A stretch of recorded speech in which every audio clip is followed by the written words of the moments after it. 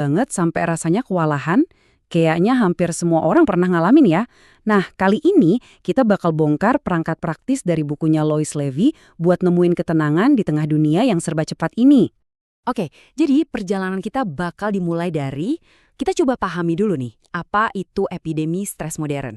Abis itu, kita lanjut ke tools buat ngelepasin emosi, terus kita cari cara buat hening sejenak, nyambung lagi sama tubuh kita, dan yang paling penting, kita bakal bahas soal kekuatan memilih dan bersyukur. Siap? Oke, bagian pertama, kita kenalan dulu yuk sama musuh kita ini, stres. Sebenarnya apa sih stres itu? Dan kenapa ya di zaman sekarang ini rasanya kok berat banget dampaknya?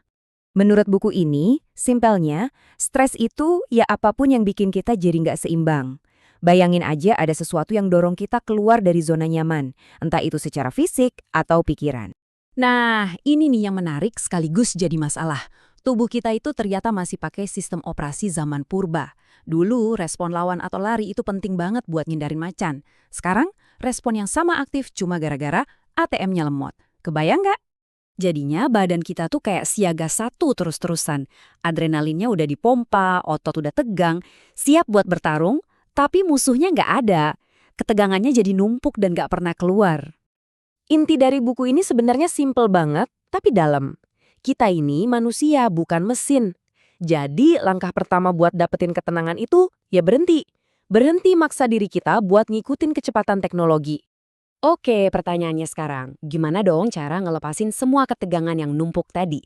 Nah, kita masuk ke perangkat pertama nih, pelepasan emosional. Caranya, lewat tawa, air mata, dan lagu. Kutipan ini pas banget buat ngegambarin alat kita yang pertama dan mungkin yang paling asyik, tawa. Coba ingat-ingat deh, kapan terakhir kali Anda ketawa yang benar-benar lepas? Bukan ketawa sopan ya, tapi ketawa yang sampai sakit perut, sampai muka merah. Nah itu dia, pelepasan stres yang asli. Di buku ini, kita diajak buat gak takut jadi sedikit konyol. Hal-hal simpel kayak gini tuh bisa jadi suntikan kebahagiaan loh, di tengah hari-hari yang seringkali serius banget. Kalaupun lagi susah banget buat ketawa, coba deh mulai dari senyum aja. Trik ini nunjukin kalau tubuh kita itu bisa ngakalin pikiran buat merasa lebih baik. Keren kan? Nah, sekarang kita pindah ke sisi lain dari emosi. Buku ini ngasih perspektif baru nih. Menangis itu bukan tanda lemah, tapi justru cara tubuh kita buat detoks secara alami. Dan ini bukan cuma omongan loh, sains juga mendukung. Ada studi di Psychology Today yang bilang 80% orang itu merasa lebih baik setelah nangis. Jadi air mata itu beneran membersihkan. Alat emosional kita yang terakhir ini semua orang pasti bisa. Bernyanyi, ini tuh salah satu hal paling mendasar buat manusia, tapi kita sering lupa sama kekuatannya. Ingat ya, yang penting itu bukan suaranya bagus atau enggak, tapi ya nyanyinya itu sendiri. Coba deh, jadiin mobil Anda panggung pribadi. Lepasin semua stres lewat napas dan nyanyian. Oke, setelah emosi kita lepas, sekarang giliran pikiran yang kita tenangin.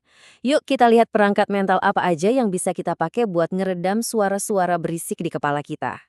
Dengerin deh kutipan ini, mungkin kedengerannya aneh ya. Kok meditasi itu aktivitas tertinggi? Tapi ini bener banget. Kekuatan sejati itu justru datang dari diam, dari hening yang fokus, bukan dari sibuk lari ke sana kemari. Yang saya suka dari buku ini adalah, dia bikin meditasi jadi simple. Nggak ada tuh istilah harus kosongin pikiran yang bikin pusing. Anggap aja meditasi itu kayak ngasih waktu istirahat sebentar buat otak kita. Sesimpel itu. Ini nih, ada latihan simple 5 menit yang bisa Anda coba di mana aja, kapan aja pas butuh reset. Coba deh, ikutin langkah-langkah ini buat nenangin sistem saraf Anda.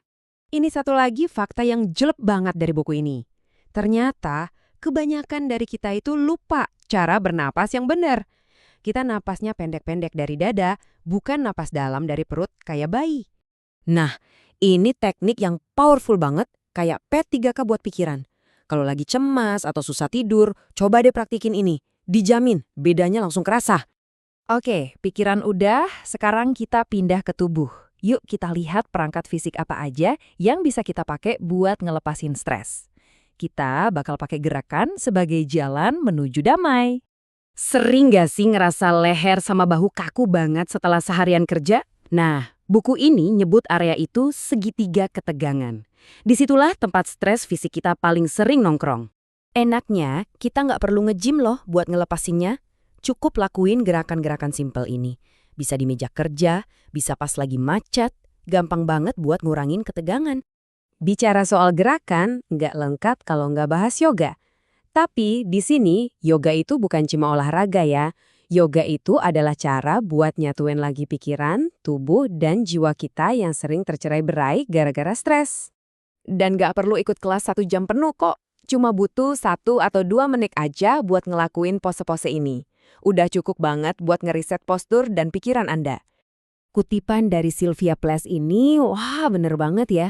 Ini ngingetin kita sama salah satu alat relaksasi paling simpel tapi ampuh yang kita punya, air hangat. Jadi, pas kita berendam air hangat, itu bukan cuma soal otot yang rileks, tapi sensasinya itu kayak ngingetin tubuh kita sama rasa aman di dalam kandungan, bener-bener nenangin sampai ke level yang paling dalam. Nah, akhirnya kita sampai di bagian paling dasar, fondasinya, sesuatu yang jadi penopang semua teknik yang udah kita bahas tadi, kekuatan pikiran kita sendiri. Coba deh renungkan pertanyaan ini dalam banget. Kenapa ya kita nggak bahagia terus-terusan? Apa jangan-jangan kita lagi nunggu sesuatu dari luar buat ngasih kita izin untuk bahagia? Ini dia kuncinya, perubahan mindset paling krusial. Sadari kalau semua yang kita lakuin itu adalah pilihan. Saat kita sadar akan hal ini, kita berhenti ngerasa jadi korban. Dan saat itulah kita punya kekuatan buat memilih respons yang berbeda. Salah satu cara tercepat buat ganti perspektif adalah dengan bersyukur. Latihan simpel ini benar-benar melatih otak kita loh buat fokus ke hal-hal yang baik, bukan ke hal-hal yang salah melulu. Jadi, kita tutup dengan pesan utama dari buku ini ya. Ketenangan itu bukan sesuatu yang kita cari, tapi sesuatu yang kita ciptakan. Dengan semua alat yang tadi kita bahas, emosional, mental, fisik, plus kekuatan buat memilih, Anda punya semua yang dibutuhkan untuk mulai membangun hidup yang lebih damai. Mulai kapan? Mulai hari ini, saat ini juga.